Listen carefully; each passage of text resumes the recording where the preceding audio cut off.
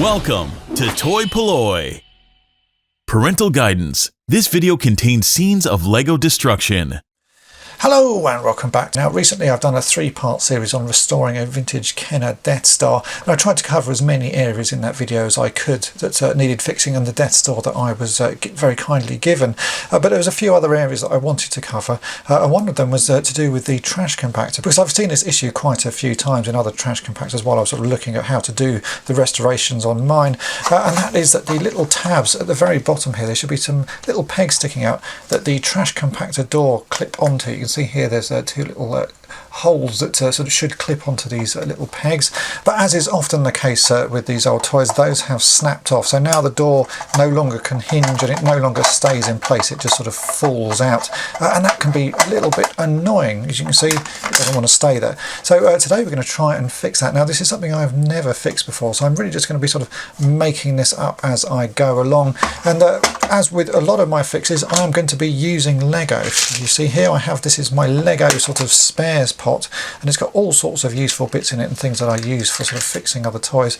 And you'll see I have a lot of these antennas and aerials, and these are all a fairly standard size. So if I just get one of these, this is a Lego aerial, I think you'll call that, or antenna, it goes up by many names, but if you just take one of those, you'll see that this just happens to fit pretty much perfectly into the little slot that's left on the door, and it now sort of rotates.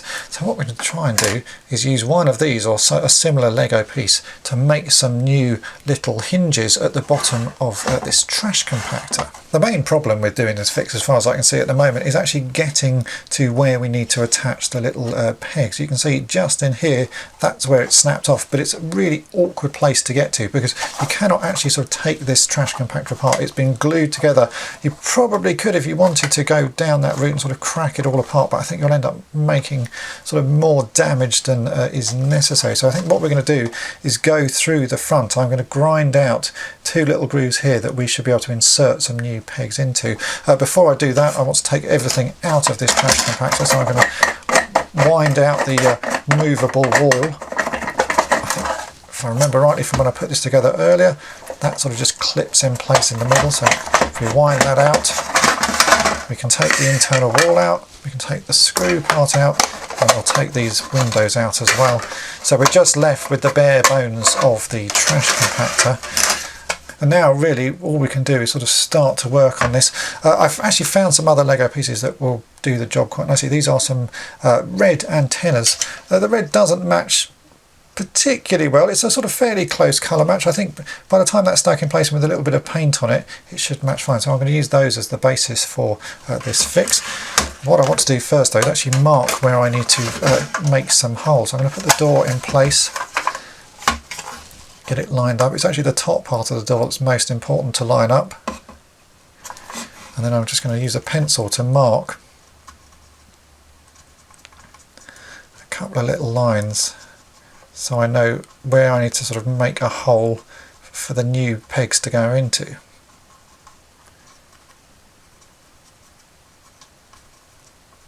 Like so. So you can see I've just got some little pencil marks there.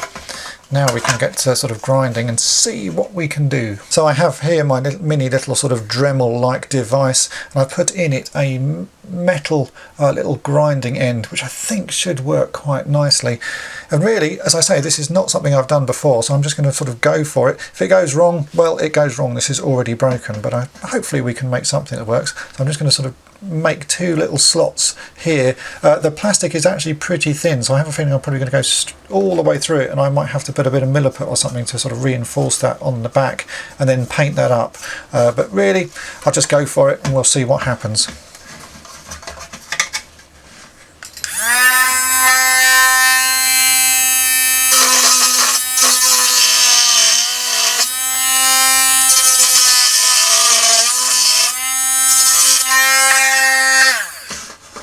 Okay, I think that's too big a bit, so I'm going to swap that out for something slightly smaller. I've swapped it out for one with a slight point, and we'll see if that works any better.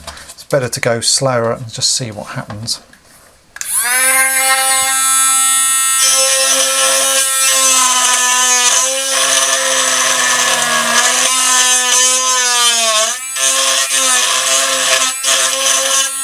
Well, I've made a start there, but I actually think in the end just a normal needle file will work. This is a square needle file, and it should allow me to sort of make quite a nice square groove. And this needle file again is just about the same size of the Lego piece that I want to insert. So I'm just going to use that now. It might take a slightly bit longer, but I think I've got a little bit more control. And this plastic is the sort of plastic that as it heats up with the Dremel, it does tend to melt. So using a needle file like that might make it a little bit of an easier job. So I'll just try with this and see how that goes.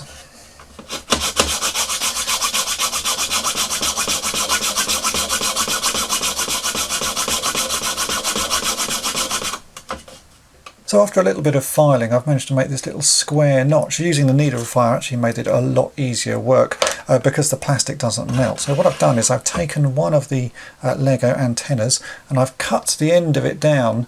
So you can see what I've done is I've taken this little sort of the larger end, I've cut that off, and then I've sort of cut a square out of this end peg hole, and that leaves you a little bit of peg with a square end, and that's what I'm going to use to sort of hold it in place. I've also trimmed this down a bit because it's just slightly too long to sort of fit in the little holes that are on the door. But you can see here, if I push this in place like so, that should fit quite nicely, and you ended up with something that's starting to look like a replacement hinge.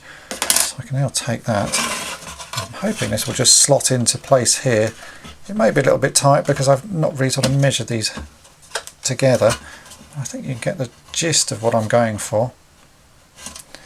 There you go, you can see the peg is now in place, and it's sort of held in place just by that little sort of the square end. So I think if I do that to the other side, we might be able to give this a test. I'm probably just going to end up super gluing this in place, and then on the back of it where you can't see it, I might put a bit of milliput just to give it some extra strength, because obviously you have to sort of push the door on. Once the door is in place, I don't think it should be a problem, but the initial sort of pushing the door on is going to put quite a lot of pressure on everything. But I think that as a sort of little process is going to work quite well. So I'll go ahead and file out this other side, and then I'll show you how I made this sort of piece into that shape, and we'll try and fit them all and see if the door actually works. So first thing to do though is actually file out the other side. So again, got the needle file, and I'm just going to do it all with that this time.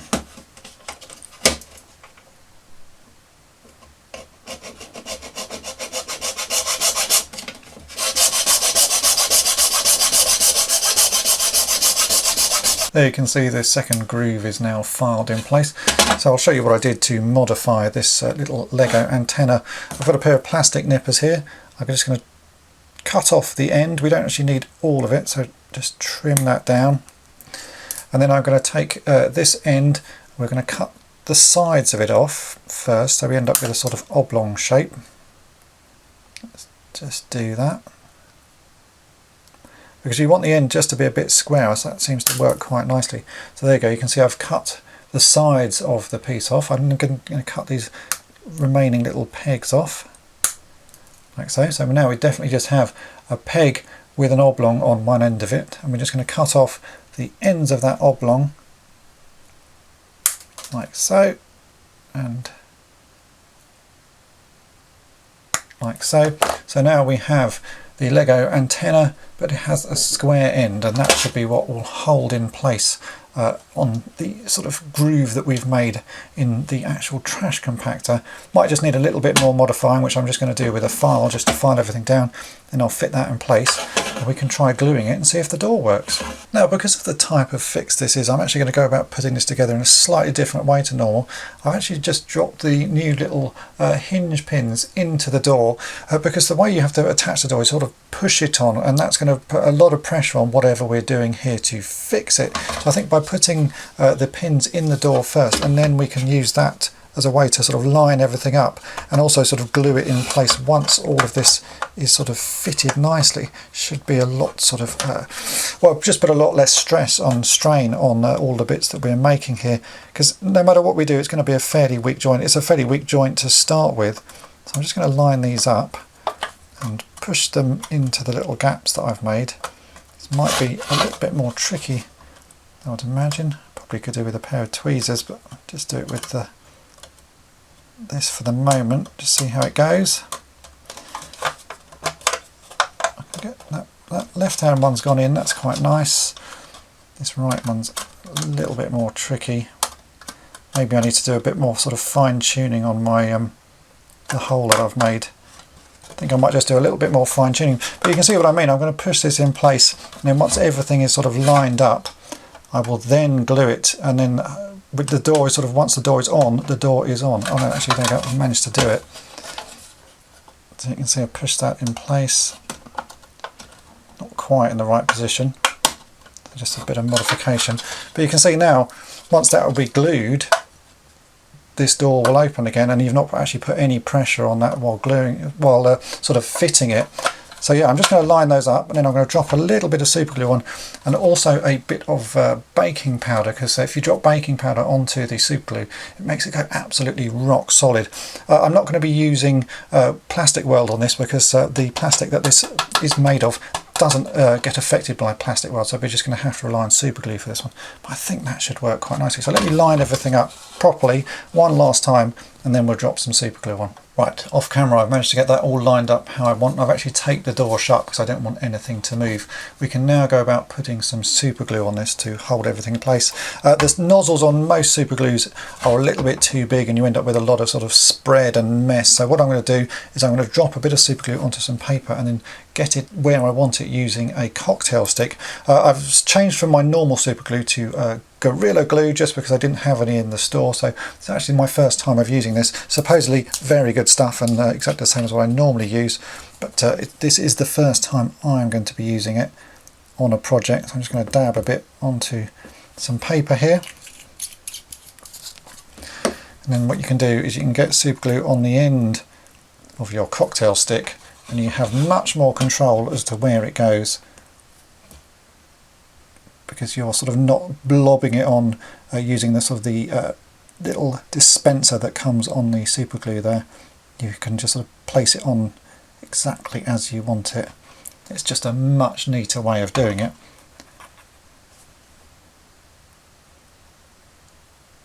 And also a little bit of capillary action will go on, and it should soak into any sort of gaps that we've got there. I'm hoping hold quite firm. Now I could just leave this to sort of go off naturally. It takes a few hours to dry like this. It works best if you compress two surfaces together, but if you leave it like this just for, you know, a few hours, it will actually set quite solidly. But another way of doing a sort of a fast bit of setting is to add some baking powder. So in this little pot here I have a little bit of baking powder, and this sort of changes the composition of the super glue and makes it go rock solid. So again, what I'm going to do, just hold this up like this, get some baking soda in, and I'll sprinkle it onto the bits that I've just done, like so. And we'll just let that set, and that should go absolutely rock solid. Then we'll turn over and we'll do exactly the same on the other side.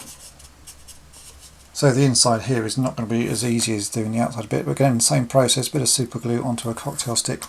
I'm going to try and position that where I want it, and then a bit of baking soda onto the top of it, just to sort of try and make it go into this sort of rock solid state that super glue goes in when it's mixed together. And that should give us a very strong bond. If it's not strong enough, I might add a little bit of milliput, as I say, on the inside here, and then I can sort of cover and paint that over with a little bit of orange paint, so no one will notice it's there. But I think this should work quite well.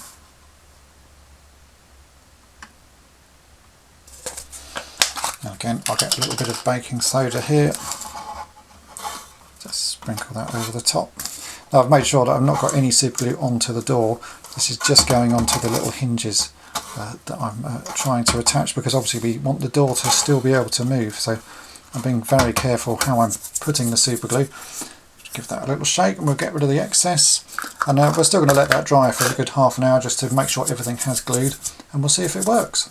Now before I actually do test this door, you can see here I've ended up with some little white rectangles, and that's where the baking soda and super glue have sort of gone off. It tends to go a little bit of a white colour. If we look inside as well, you can see there's some white patches there. So I thought I'd just give it a quick coat of paint. And I was expecting to mix a couple of colours together, but it turns out that this Humbrol acrylic paint, this is RC420, it's actually a pretty good sort of colour match for the orange. So I'm just going to dab a little bit of that on. We'll just sort of make those areas disappear. As you see, I was expecting to mix it with some red, but it just turns out that this is a sort of very good match. But you might have to mix some colours to get something that suits your sort of fix, but let's see if I just paint that on. It's almost disappeared. It's still a little bit visible, but considering what I've just sort of fixed and used, actually that's quite a sort of satisfying sort of finish to it. So we'll do the same on there, and I'll also try and sort of get a little bit of paint on the stuff inside as well, which is not quite so easy to get to. And to be honest, you're not going to see it anyway, but might as well go the whole hog. If we're going to do a fix, we'll sort of try and fix everything we can.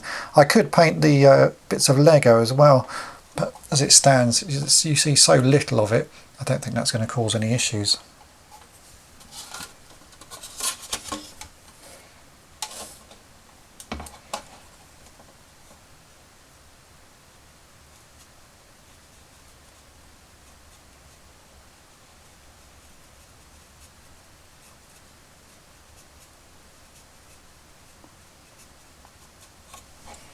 Okay, that's hidden it quite well. It's now the moment of truth. I've let everything dry just for a couple of hours, and you can see that the paint has actually made quite a difference, so you can barely see where I've done the little repair. So all we've got to do now is take off this bit of tape, and we can see if the door is going to work. And as you can see, it does work perfectly. The hinge mechanism now seems to be pretty sturdy, and the super glue having all set is actually, yeah, pretty good. I think you can do quite a lot of opening and closing of that door without any problems. And what's that inside? It is a Dianoga trash monster. And I need to say a massive thank you to Kevin from Zarnista Studios, the YouTube channel Zarnista Studios, who very kindly tracked this down for me and sent it over. So do check out his channel. I'll put a link in the description, so go and see all the videos that he is making. And just a massive thank you to Kevin for finding this. It was the last piece I needed to actually finish off my Kenner Star Wars Death Star, so thanks again for that. I also need to say a thank you to Steve Edmonds, who very kindly sent in this broken trash compactor. I actually did a trade with him, so I think we sort of traded some bits and bobs, and he said he had this, it was broken, thought it might be of interest to me, and of course it is, because I like to be able to show fixes like that. So I hope this video has been of interest to you, and if you've enjoyed it, then please hit the subscribe button and make sure to tap the bell to be notified each time I upload a new video. And also don't forget to check out the three-part sort of main video of the restoration of this Kenner Death Star, because there's a lot of fixes that I covered all through that series. And thanks for watching. Thanks for watching toy-polloi. Subscribe for more great videos. You can also follow toy-polloi on Twitter, Facebook, and Instagram.